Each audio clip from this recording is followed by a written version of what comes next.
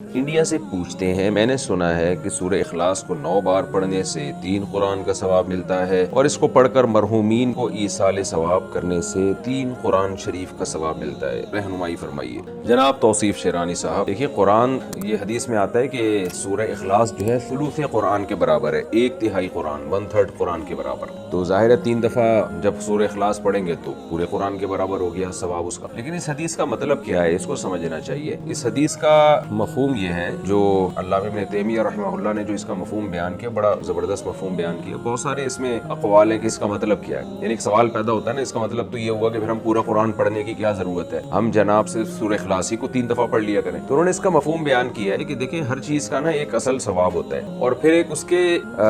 یعنی ثواب کی ہوتی ہے کوانٹٹی، ہمیں کوانٹٹی کی بھی ضرورت ہے اور مختلف قسموں کے ثواب کی بھی ضرورت ہے۔ جیسے صدقے کا ایک ثواب ہے اللہ کے دربار میں، اس کا ایک وزن ہے، اور نماز کا ایک الگ ثواب ہے۔ تو ہو سکتا ہے وہ دونوں ثواب میں برابر ہوں، لیکن ثواب کی نوعیت میں بڑا فرق ہوگا۔ اس کی مثال ایسے جیسے آپ کہیں جاب کرتے ہیں نا، تو آپ کو مختلف قسم کی سہولتیں ملتی ہیں، تنخواہ الگ مل رہی ہوتی ہے، کسی گورنمنٹ کے ادارے میں جاب کریں آپ، یا فوج میں چلے جائیں، تنخواہ الگ مل رہی ہوتی ہے، علاج معالجے کی سہولت یہ ایک الگ قسم کا فائدہ ہے، رہائش کی سہولت ایک الگ قسم کا فائدہ ہے۔ تو ایسے ہی جنت میں ہمیں مختلف قسم کے فائدوں کی ضرورت ہوگی، اور اس کے لیے مختلف قسم کے ثوابوں کی ضرورت ہوگی۔ تو قرآن پڑھنے سے جس نوعیت کا ثواب ملتا ہے وہ نوعیت الگ ہے، اور 3 دفعہ قل واللہ پڑھنے سے قرآن پڑھنے کا تو ثواب ملے گا، مگر نوعیت وہ نہیں ہوگی جو پورا قرآن پڑھنے سے ملتا ہے ثواب، یعنی پورا قرآن پڑھ کے جو ہمیں ملتا ہے۔ تو الگ الگ نوعیت کے ثواب ہمیں جمع کرنا ضروری ہے۔ تو یہ بات تو ٹھیک ہے کہ 3 دفعہ قل واللہ پڑھ لیں گے تو ایک قرآن کا ثواب ہمیں مل جائے گا، لیکن جب ہم الحمد سے لے کے والناس تک پورا قرآن پڑھیں گے تو بھی ایک قرآن کا ثواب ملے گا، مگر اس کی نوعیت بالکل الگ ہوگی۔ تو اس لیے اس پر اکتفا کر کے قرآن کی تلاوت چھوڑ دینا کہ جی کیونکہ 3 دفعہ قل واللہ پڑھنے سے قرآن کا ثواب مل جاتا ہے تو اب میں پورا قرآن ہی نہ پڑھوں، تو یہ بالکل غلط بات ہے، کیونکہ ہم نبی صلی اللہ علیہ وسلم کی حدیث کو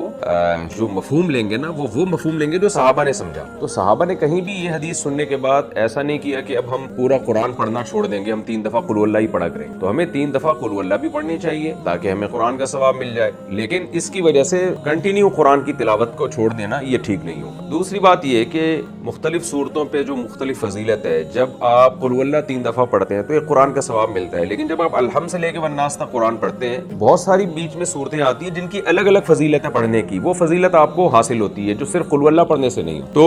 خلاصہ یہ نکلا کہ الحمد سے لے کے والناس تک قرآن کی تلاوت کا ہمیں معمول بنانا چاہیے۔ آج ہمارے گھروں میں یہ ختم ہو گیا، مخصوص صورتیں ہم نے فکس کی ہوئی ہیں کہ جی فجر کے بعد فلانی صورت، عصر کے بعد فلانی صورت، مغرب کے بعد فلانی صورت، اور عشاء کے بعد یا سونے سے پہلے فلاں صورت۔ تو ٹھیک ہے آپ پڑھ لیں۔ اول تو صورتوں کے جو الگ الگ فضائل ہیں نا، فلاں وقت میں فلاں صورت پڑھنا، ان میں زیادہ تر حدیثیں سند کے لحاظ سے ضعیف بھی ہے۔ سورہ ملک والی صحیح ہے کہ رات کو سونے سے پہلے ہمیں سورہ ملک پڑھنی چاہیے، وہ ٹھیک ہے، لیکن بہت ساری حدیثیں اس بارے میں، سورہ یاسین کے جیسے آتا ہے فجر میں پڑھنا، وہ ضعیف حدیث ہے۔ تو اصولی طور پر یہی ہے کہ ہمیں روزانہ قرآن مجید کی تلاوت الحمد سے لے کے والناس تک کرنی چاہیے، یعنی آپ روزانہ 1 پارہ پڑھیں، پھر یا آدھا پڑھ لیں، آدھا نہیں ہوتا 1 پاؤ پڑھ لیں، اور کنٹینیو پڑھتے پڑھتے سورہ ناس پہ ختم کریں۔ جو صحیح طرح آرام سے پڑھ سکتے ہیں وہ روزانہ 1 پارہ پڑھ لیں تاکہ 1 مہینے میں قرآن ختم ہو جائے، نہیں تو 2 مہینے میں قرآن ختم کر لیں، نہیں تو 4 مہینے میں قرآن ختم کر لیں، یہ بھی نہیں ہوتا تو سال میں کم از کم 1 قرآن ہو اور رمضان میں 1 الگ قرآن ہو۔ اس طرح قرآن کو کنٹینیو ہمیں تلاوت کرنی چاہیے، پھر ساتھ ساتھ یہ مخصوص فضائل حاصل کرنے کے لیے مخصوص اوقات میں صورتیں پڑھ لینا وہ بھی ٹھیک ہے۔ تو 3 دفعہ قل واللہ پڑھنی چاہیے۔ باقی مردوں کو ایصال ثواب کرنا 3 دفعہ یا 9 دفعہ قل واللہ پڑھ کے، تو وہ کئی بار میں مسئلہ بیان کر چکا ہوں کہ کسی بھی نیکی کا میت کو ثواب پہنچایا جا سکتا ہے، یہی جمہور کی رائے ہے، اور اس کی دلیل وہی حدیث ہے جس میں آپ صلی اللہ علیہ وسلم نے میت کے لیے صدقے کی اجازت دی۔ جیسے صدقہ ایک نیکی ہے تو قرآن کی تلاوت بھی ایک نیکی ہے، تو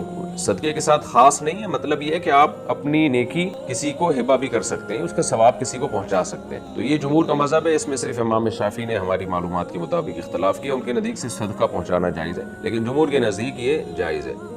قرآن پڑھ کے بھی ثواب پہنچایا جا سکتا ہے، لیکن زیادہ فوکس ایصال ثواب میں صدقے ہی کو کرنا چاہیے۔ تو 3 دفعہ ظاہر ہے جب 1 قرآن کا ثواب ہے تو 9 دفعہ پڑھنے سے اللہ سے امید ہے کہ 3 قرآن کا ثواب ملے گا۔